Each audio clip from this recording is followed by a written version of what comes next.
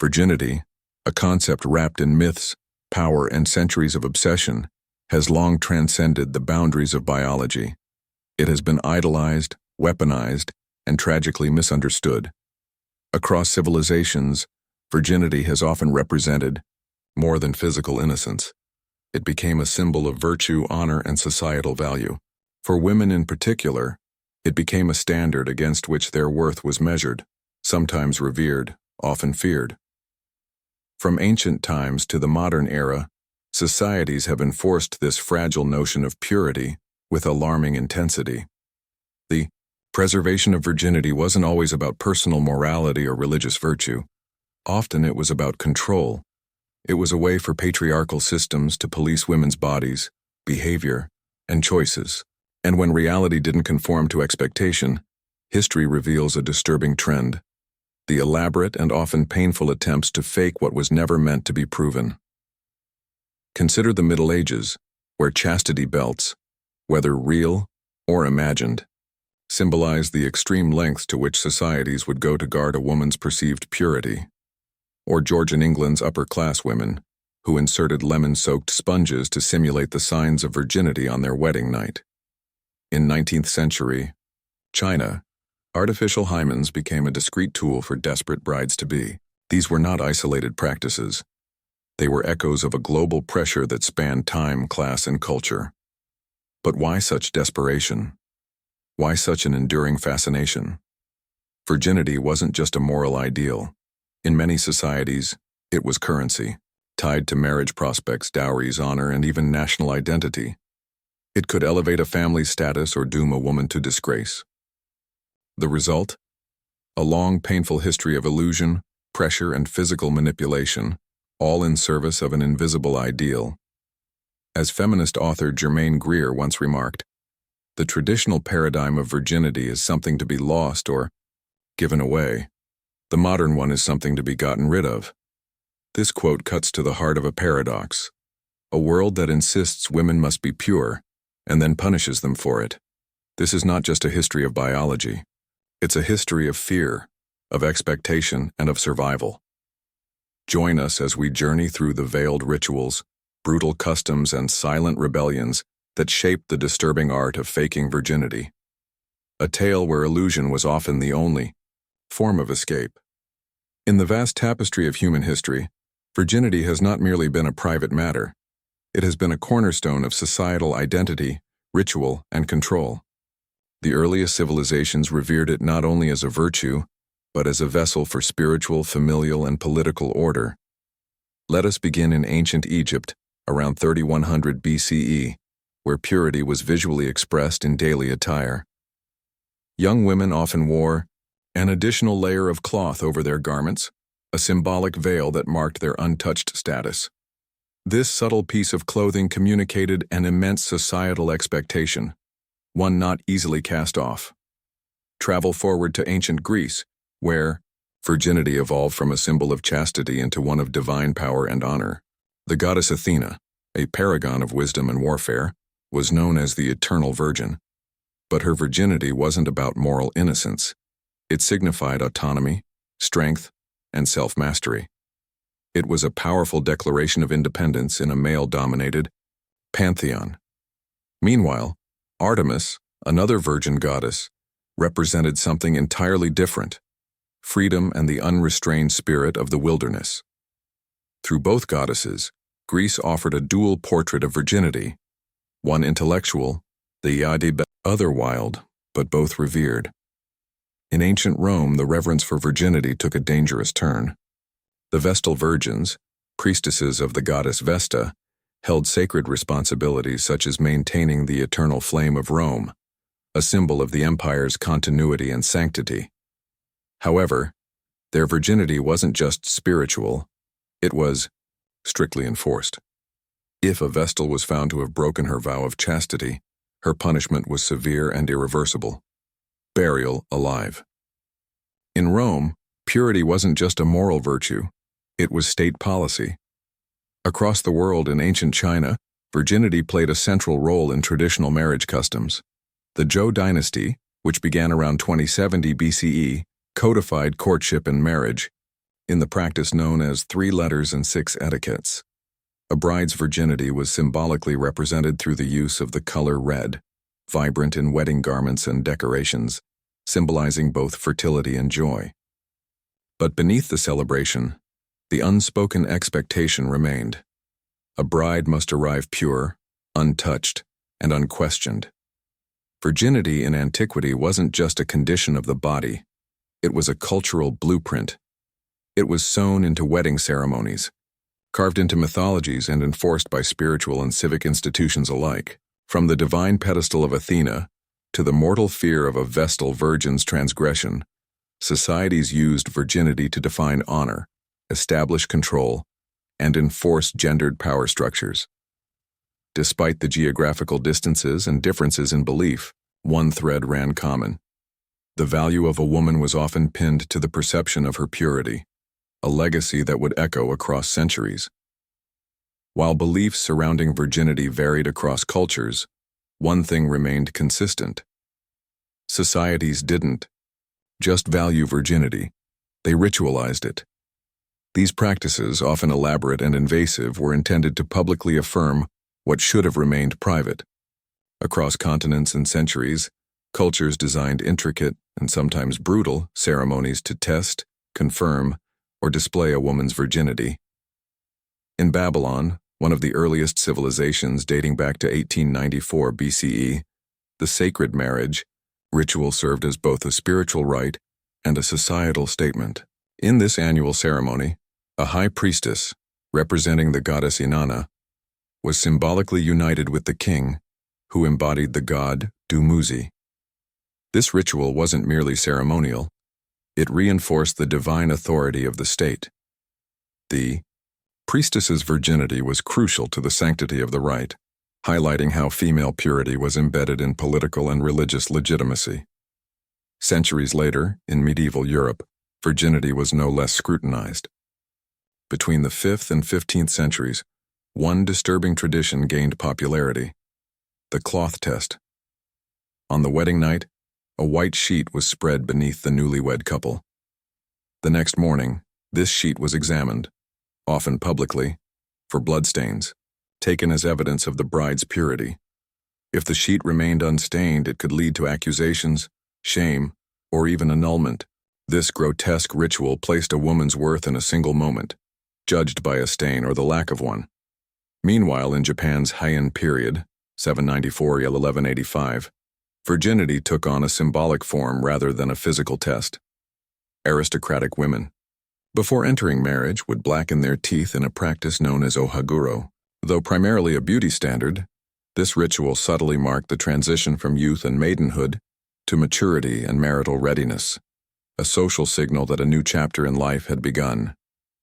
Travel to West Africa, in the Yoruba kingdom, and virginity rituals were also rich with symbolism.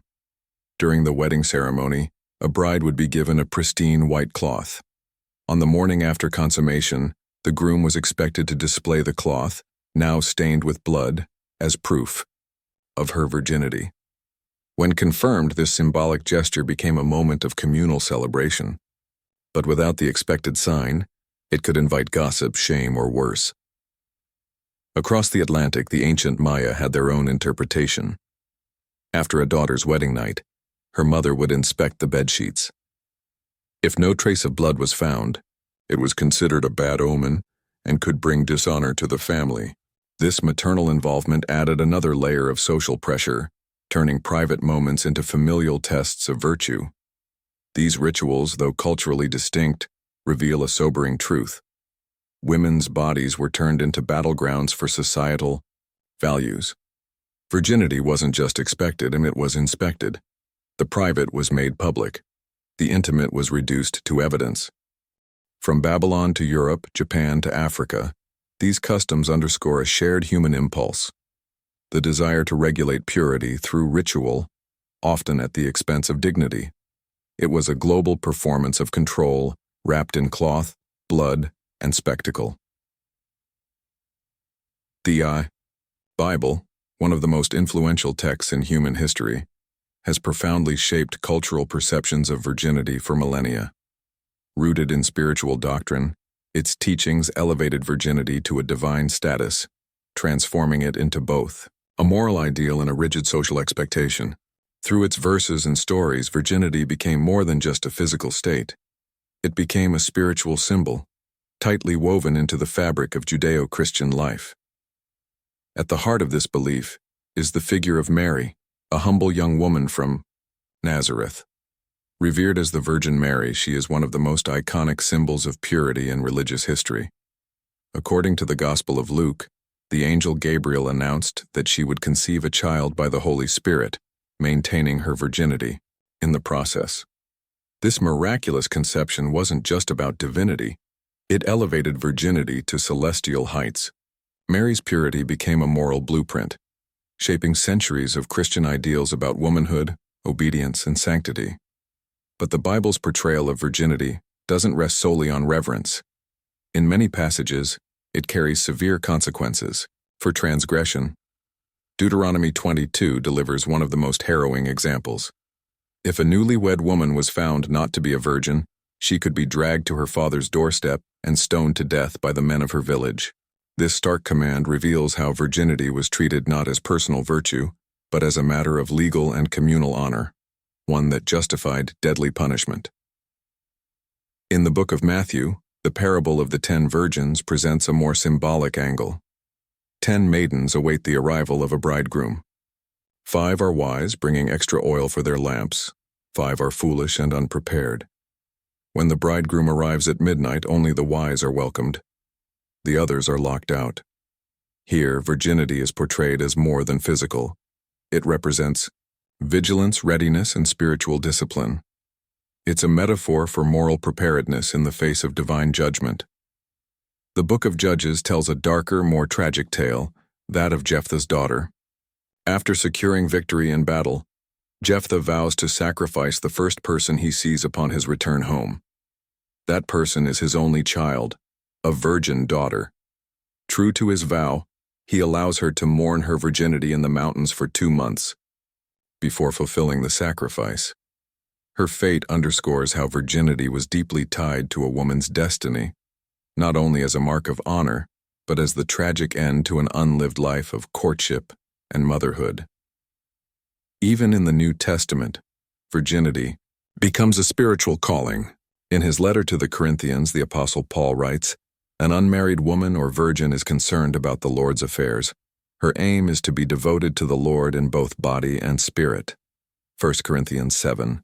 Here virginity is recast as a higher calling, a path of pious devotion, favoring service to God over the obligations of marriage and childbearing.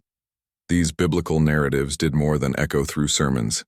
They became law, doctrine, and tradition. They shaped the lives of countless women who were expected to embody these ideals, often without choice.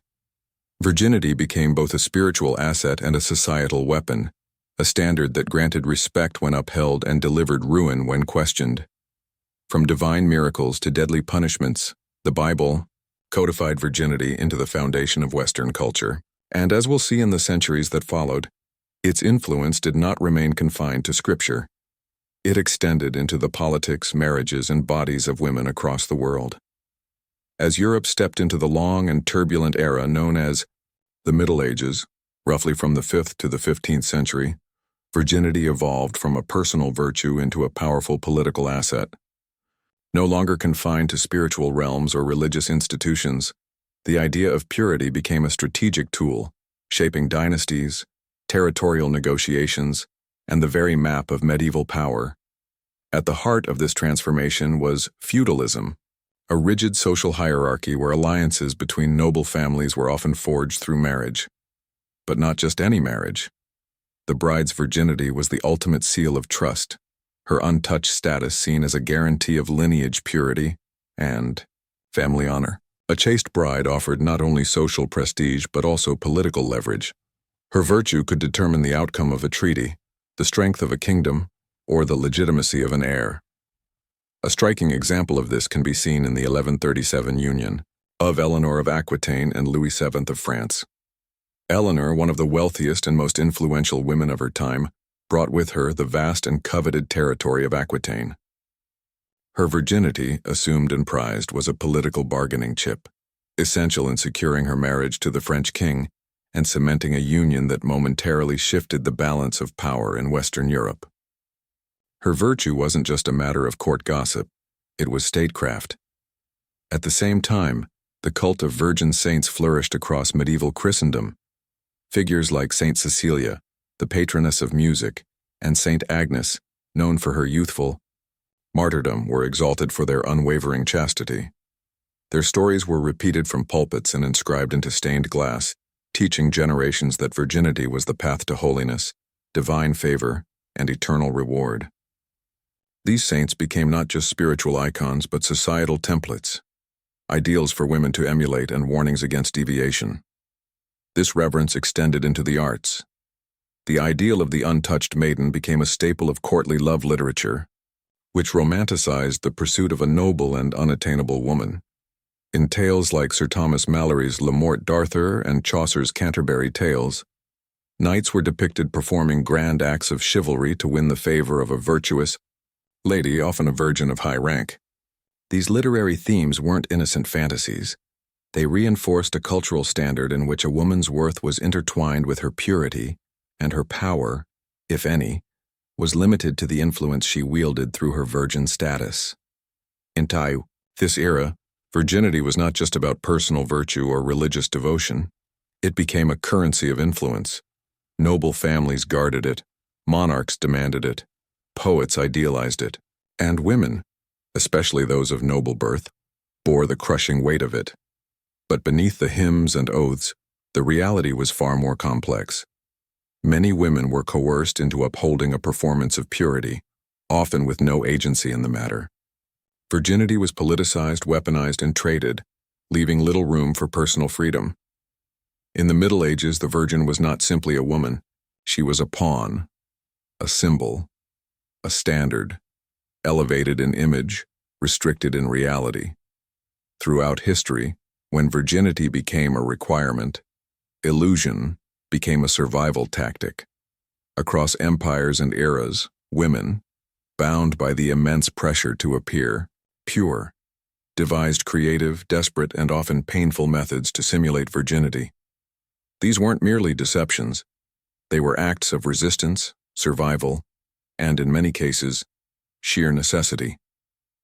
When society demanded evidence of chastity, women learned to fake what nature often refused to confirm. In ancient Rome, the expectation of a virgin bride was so entrenched that even medical trickery was employed. Roman author Aulus Gellius recounted a story about a woman named Marcia, who allegedly used aloe vera extract to tighten her reproductive canal before marriage. This concoction mimicked the physical symptoms of virginity, a desperate bid to preserve her reputation and perhaps her future. Fast forward to medieval Europe between 500 and 1500 AD, where a potion called Saint Hildegard's Dew became infamous. Named after the revered abbess Hildegard of Bingen, the mixture included fennel, garden rocket, and pennyroyal, herbs believed to contract the female anatomy. Women who could not afford scandal resorted to this herbal remedy, hoping to fool their husbands and communities. By the 18th century in France, the illusion grew even more theatrical. According to a letter attributed to Madame de Sévigné, some women used chicken blood, discreetly smeared on the bed sheet before dawn, to create a believable stain of honor. It was crude but effective, a performance crafted to meet a society's cruel expectation. This strategy wasn't limited to Europe.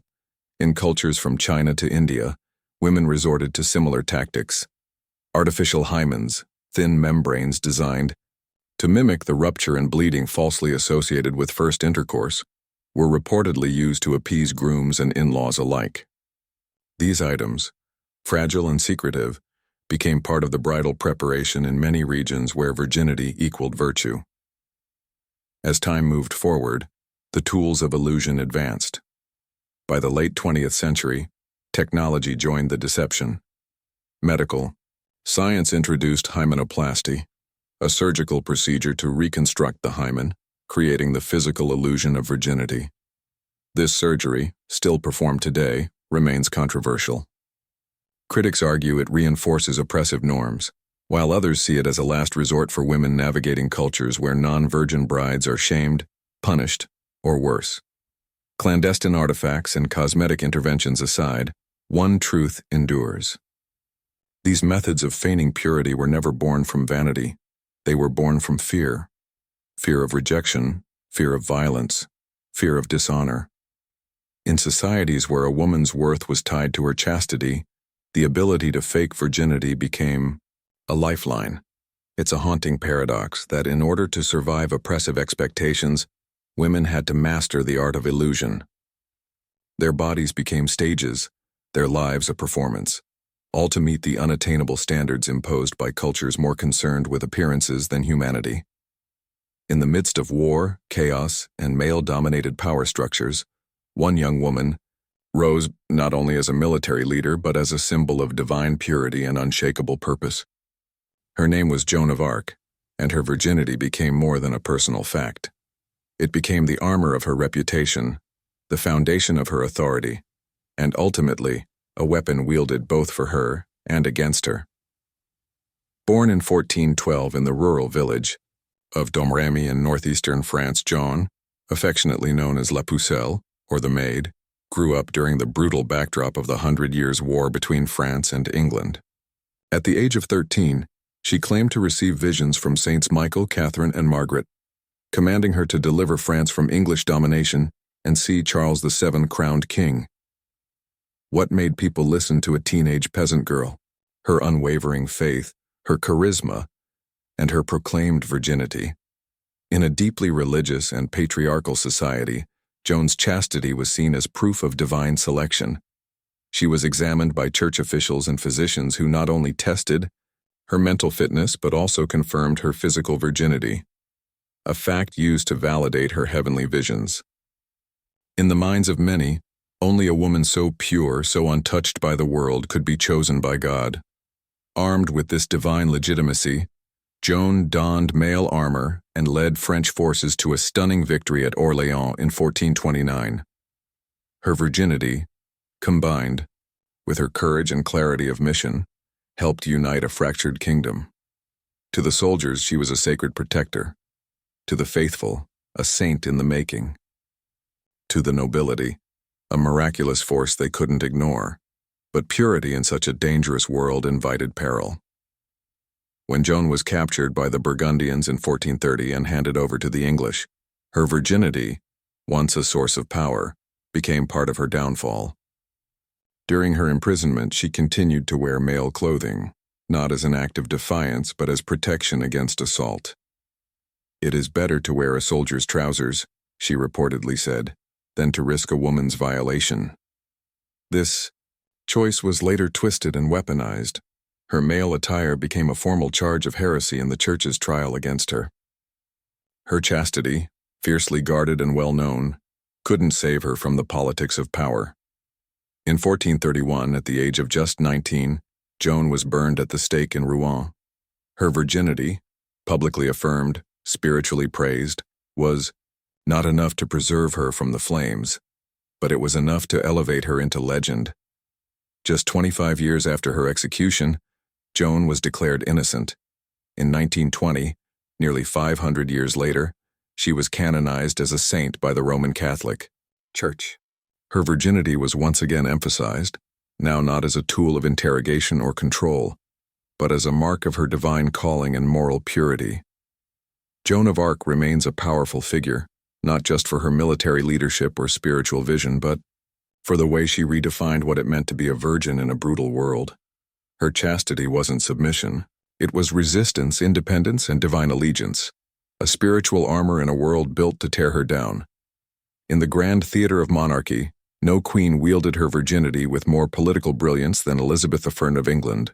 Born in 1533 to King Henry VIII and Anne Boleyn, Elizabeth was thrust into a world of political betrayal, religious turmoil, and dynastic bloodshed. But through intellect, strategy, and an unshakable command of her image, she transformed her unmarried status into one of the most powerful symbols in history, the Virgin Queen. Unlike most royal women of her time, Elizabeth received an education rivaling that of male heirs.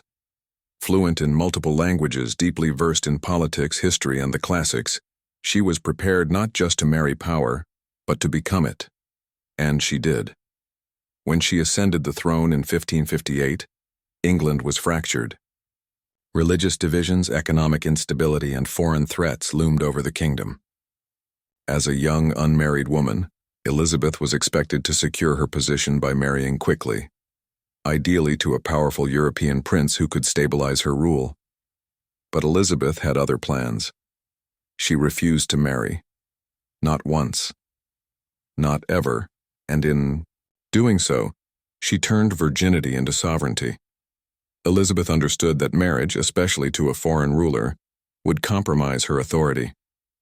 It would tie England's fate, and her own, to another man's ambitions. By remaining unwed, she retained complete control over her throne and her alliances. She famously declared, "I will have but one mistress here, and no master." Her unmarried status became a tool of diplomacy. She engaged in lengthy courtships with various suitors, from Philip II of Spain to Francis, Duke of Anjou, not to find a husband, but to buy time, secure treaties, and keep potential enemies hopeful. These were not love affairs. They were strategic negotiations. As the years passed, Elizabeth's image as the Virgin Queen evolved into something mythic. She wasn't just a sovereign, she became a symbol of England itself. Artists and poets likened her to Astrea, the Virgin Goddess, of justice, or Cynthia, the Moon Goddess, eternal, distant, untouched. Her virginity became a stand-in for national purity, independence, and divine favor.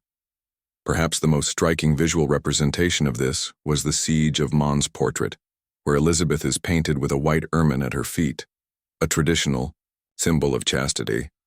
The inscription reads, "Elizabeth the Virgin Queen, the undefiled lily among thorns."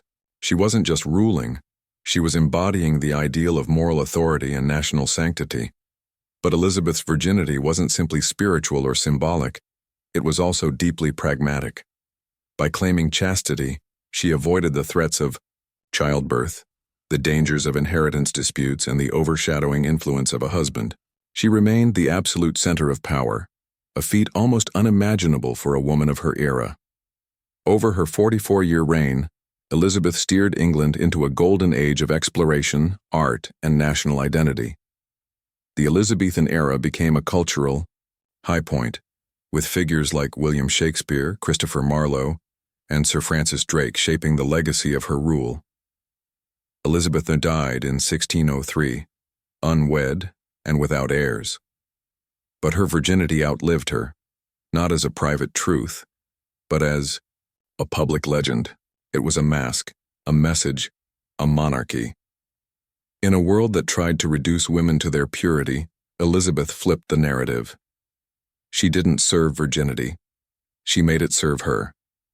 The Renaissance, often celebrated for its flourishing of art, science, and humanist thought, also bore witness to a darker, more ironic legacy.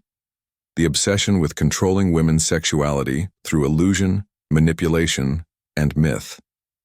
Behind the portraits of noble women and musings of great philosophers was a societal anxiety, a need to maintain the image of female purity at all costs. And in that effort, the illusion of virginity often mattered more than the truth. Perhaps, no object from this period captures the collective imagination more than the chastity belt, a device often portrayed as a locked iron girdle meant to physically preserve a woman's virginity. Legends claim these belts were handed out by knights to their wives before leaving for the Crusades, safeguarding fidelity in their absence. But the reality is far more complex and far less metallic. Historical evidence suggests that most chastity belts were not used during the Renaissance, but were instead fabricated centuries later during the Victorian era. Many of the belts displayed in museums today are 19th century inventions, made not for use but for shock and satire, meant to amuse or moralize about a prudish past. Their real-life practicality was dubious at best. They were uncomfortable, unsanitary, and impractical for long-term wear.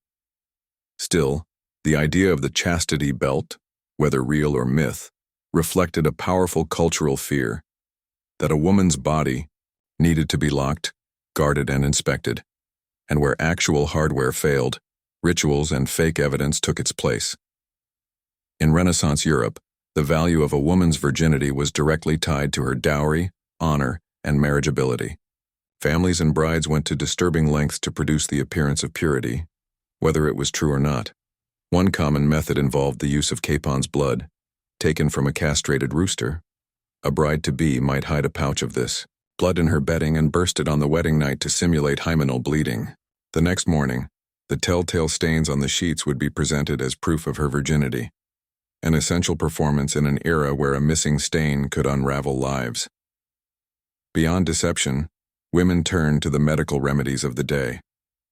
Apothecaries, the pharmacists of Renaissance society, sold herbal mixtures meant to tighten the vaginal canal.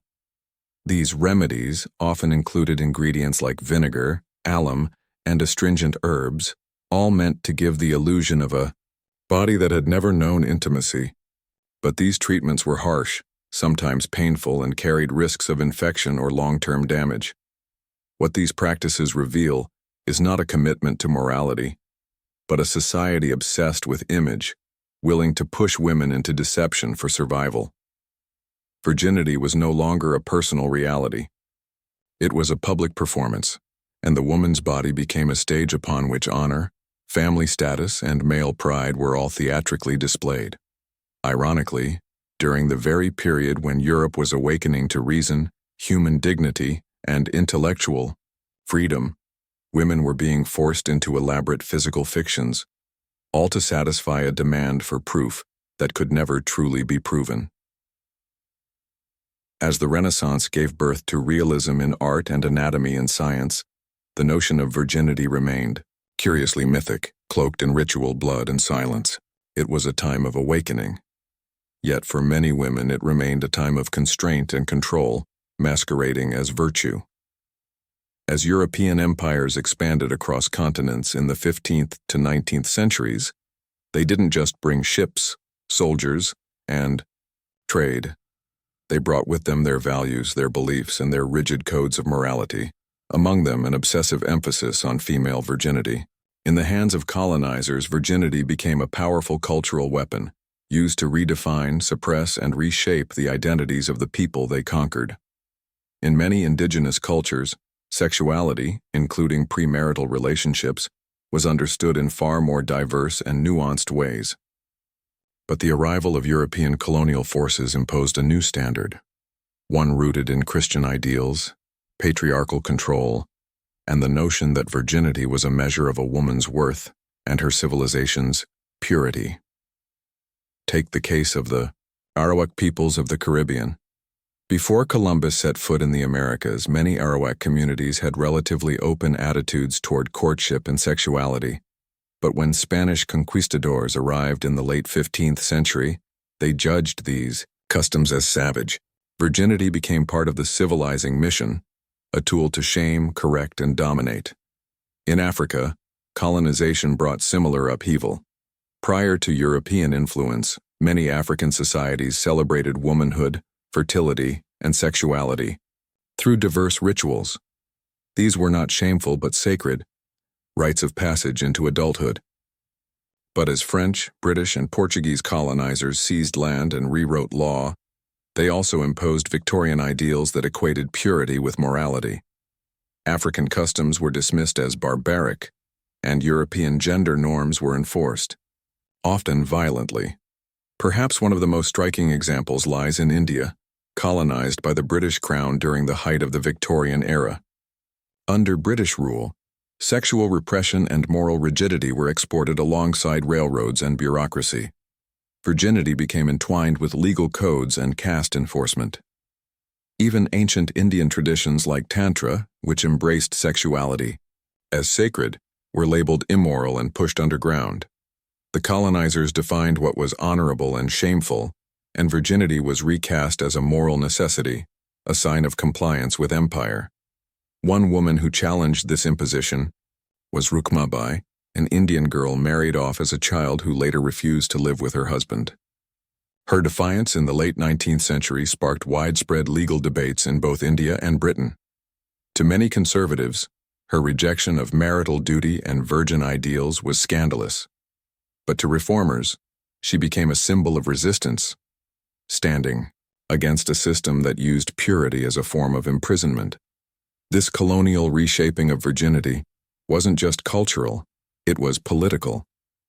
Colonizers used the language of morality and purity to justify their domination. The idea that colonized women needed to be saved or civilized helped legitimize the imperial project. It painted indigenous practices as corrupt and elevated European ideals as the standard. As Martinican philosopher Aimé Césaire once wrote, "They talk to me about progress, but they never show me what they had broken." And indeed, much was broken. Entire systems of belief, ancient traditions, women's autonomy. The colonial obsession with virginity left behind deep scars in cultural practices, in legal systems, and in generational trauma. Even long after colonizers departed, the standards they enforced remained, lingering in laws, customs, and the quiet expectations placed on women. In the end, the colonial era turned virginity into something far more than a virtue. It became a tool of conquest, shaping the minds and bodies of women across the world. As the 19th century dawned over Britain, it carried with it a thick veil of prudishness, patriarchy, and moral absolutism. This was the Victorian era, a time when Queen Victoria reigned and society wrapped itself tightly in the cloak of decorum. In this world, a woman's virginity was not just personal, it was public currency. Her virtue turned into a fragile badge of honor that, once lost, could never be restored. In Victorian society, a woman's reputation hinged entirely on her purity before marriage. Chastity became synonymous with worth, and any deviation from that narrow path spelled social ruin. Virginity wasn't just a moral ideal. It was the threshold to marriage, respectability, and survival. A single rumor, a love letter, or a misstep in courtship could mark a woman forever. This obsession found its way into the very literature that defined the age. Novels by Charles Dickens, Thomas Hardy, and others teemed with characters who embodied, or were crushed by, society's rigid standards. One of the most heart-wrenching examples is Hardy's Tess of the D'Urbervilles. Tess, though portrayed as pure and good, is raped and later shunned, not because of her choices but because of what society assumed her body represented. The tragedy wasn't just her fall, it was how a culture weaponized purity to punish innocence. But the obsession didn't stop at fiction. Medical theories of the time compounded the myth. The so-called two spheres ideology claimed that men were active and rational, while women were passive and delicate, especially in matters of sexuality. Leading doctors like William Acton insisted that women do not feel sexual desire, and any woman who did was thought to be mentally or physically ill. Virginity wasn't just preferred, it was pathologized into normalcy. Even within science, dangerous ideas festered. Treatments were developed to suppress female desire, from sedatives to surgical interventions. The underlying message was clear. A proper woman was pure, passive, and unquestioning. Anything else was deviant. Yet even in this suffocating environment, voices of resistance began to rise. One of them was Josephine Butler, a reformer who fought against the Contagious Diseases Acts, laws that allowed police to forcibly examine women suspected of being prostitutes to protect soldiers from venereal diseases. Butler saw clearly what society refused to acknowledge, that purity laws targeted the powerless and excused the powerful. Her campaigns weren't just about medicine, they were about freedom, dignity, and autonomy. Another quiet revolutionary was Florence Nightingale, who rejected marriage and dedicated her life to nursing and public health. In a letter to her sister, she wrote, "I have an intellectual nature which requires satisfaction, and that would find it in him," with him referring not to a man but to her calling. For Nightingale, purpose was more important than purity. As the century neared its end, the first cracks began to appear in the Victorian glass case. These reformers, and many more unnamed women, questioned the rigid morality that confined them. Still, the shadow of virginity loomed large. The ideals forged in drawing rooms and enforced in bedrooms would continue to haunt the generations to come. The Victorian era didn't invent the value of virginity, but it perfected the performance, scripting every act, silencing dissent, and etching chastity into the very definition of womanhood. For centuries, societies clung to an idea that had no scientific foundation, that a woman's hymen was a reliable marker of her virginity. It was a myth so persistent, so powerful, that it shaped laws, fueled violence, and destroyed lives. Even as science advanced, this single membrane remained one of the most misunderstood and misused parts of the human body. The hymen myth falsely claimed that an intact hymen proved virginity, and that its rupture would cause bleeding during a woman's first sexual experience. This belief became the basis for virginity tests, wedding night rituals, and even medical examinations meant to confirm a woman's purity. But biology tells a very different story. The hymen is a thin, elastic fold of tissue that partially covers the vaginal opening, but it varies widely in shape, thickness, and presence. Some women are born with barely any hymenal tissue at all. Others might stretch or tear it through sports, tampon use, or even routine movement. And many women don't bleed during their first sexual encounter, not because they're not virgins, but because bleeding is not a reliable indicator of anything. This truth is not new. As far back as 1552, French surgeon Ambroise Paré wrote of examining a woman's hymen at her husband's request. The fact that such a procedure existed already speaks to how deeply the myth had rooted itself in both medicine and marriage. By the 19th century, even prominent doctors like Dr. William Acton perpetuated the falsehood, claiming the hymen was a seal of chastity. These beliefs weren't just medical errors. They reinforced oppressive social systems, providing scientific justification for purity culture, shame, and punishment. Only in the 20th century did cracks begin to appear in this narrative. Visionaries like Dr. Mary Calderone, a physician and public health advocate, challenged the status quo. In her 1968 paper, Changes in the Female Reproductive System and Continuity from the Standpoint of the Hymen, she laid out the facts. The hymen could not, and should not, be used to judge virginity.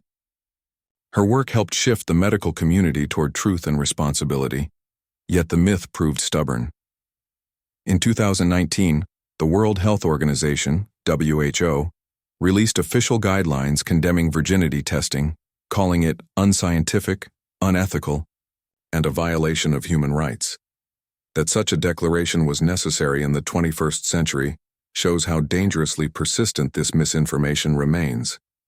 Across cultures, the idea of a virgin woman has been upheld by a fiction, one rooted not in anatomy but in anxiety, control, and ignorance. The hymen became a scapegoat, a stand-in for something that couldn't be seen, measured, or defined, a woman's personal sexual history. What should have been a private part of the body became public evidence, examined, judged, and weaponized. In truth, virginity is not a medical condition.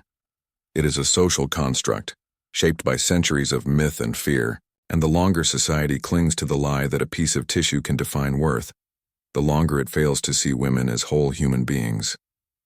As the world plunged into the fires of the 20th century's great wars, women found themselves divided by a brutal cultural paradox, cast either as sacred guardians of virtue or as fallen symbols of disgrace.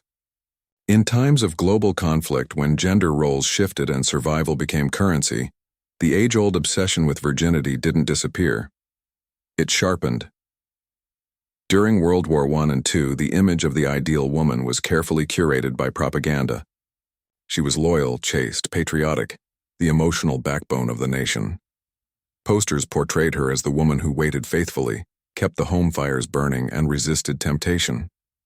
Perhaps the most iconic of these images was Rosie the Riveter, sleeves rolled and gaze determined, her strength a symbol of empowerment, yet always wrapped in implied purity. But for every celebrated virgin heroine there was her condemned counterpart, the so-called Lady of the Night. These were the women who, by choice or coercion, provided companionship to soldiers, survived through sex work, or simply broke the unspoken rules of chastity. Society had no place for their stories, except in whispers of judgment and rituals of shame. The contrast was starkest in the tragedy of the comfort women, a euphemism used to describe the tens of thousands of women, primarily from Korea and China, who were forced into sexual slavery by the Japanese military during World War II. Promised jobs or conscripted through fear, these women endured systematic abuse, their youth and dignity stripped in the name of national service. Their suffering remained in silence until 1991, when a survivor named Kim Hak-soon courageously came forward, opening the floodgates for testimony and demanding global recognition. In Nazi-occupied France, another disturbing label emerged: horizontal collaborators. These were French women accused of fraternizing with German soldiers. After the war, they were publicly humiliated, heads shaved, paraded through streets, spat on by neighbors. Their punishment was not for treason in the legal sense, but for crossing the sacred line of sexual purity in a time of war. And when peace finally came, how women were remembered depended entirely on how closely they conformed to the virgin ideal. The chaste, quiet women who stayed pure were hailed as patriots. Those who had been raped, exploited, or merely suspected of impropriety were left to carry the weight of shame, often in silence. This cultural split, this dichotomy between the virgin and the whore, was not new. But wartime made it starker, crueler, and more public. In her seminal work, Simone de Beauvoir wrote, "Humanity is male, and man defines woman not in herself, but in relation to himself." In war, that definition hardened. A woman's worth was determined not by her courage, or sacrifice, or suffering, but by whether she remained untouched. Yet behind every label was a woman, a daughter, a fighter, a survivor. And while history elevated some and erased others, their shared experiences speak volumes about how virginity was, and still is, used to divide, control, and define. From the shadowed temples of ancient Rome to the dimly lit bedrooms of Victorian England. From powdered courtrooms to war-torn trenches, the idea of virginity has followed women like a whisper, a warning, a weight. It has been exalted as sacred, enforced through ritual, and demanded by law. And when real purity could not be proven, illusion became the only refuge. We've traced this long, painful path through blood-stained sheets, forged hymens, false potions, and surgical reconstruction. Through the stories of Joan of Arc, whose virginity was proof of divinity, and Elizabeth I, who made chastity her crown. Through entire cultures reshaped by colonizers who exported their ideals, and through wars where women were punished not for betrayal, but for survival. And yet, behind every myth and mandate, one truth endures. Virginity was never just about sex. It was about control. To fake virginity, whether with chicken blood, herbs, lies, or surgery, was never a frivolous act. It was a strategy in a world that refused to see women as whole unless they were untouched. A world that asked women to be desirable but not experienced, devoted but not curious, visible but only under the right conditions. These contradictions still echo today. Despite scientific clarity and evolving social norms, virginity remains culturally loaded. It is still used to judge, to shame, and to control. Even now in parts of the world, women are subjected to virginity tests, their futures hinging on anatomy that science has already declared irrelevant. And yet, there is hope. The myths are being challenged. Women are speaking. Survivors are being heard. In classrooms, clinics, and communities, the conversation is shifting from purity to personhood, from compliance to choice. The final word belongs not to the past, but to the future. And perhaps no words are more fitting than those of Gloria Steinem, a towering voice of modern feminism. A liberated woman is one who has sex before marriage and a job after.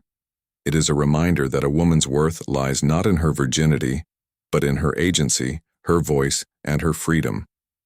That history, no matter how heavy, can light the way forward. May this history we've uncovered not just inform us, but free us.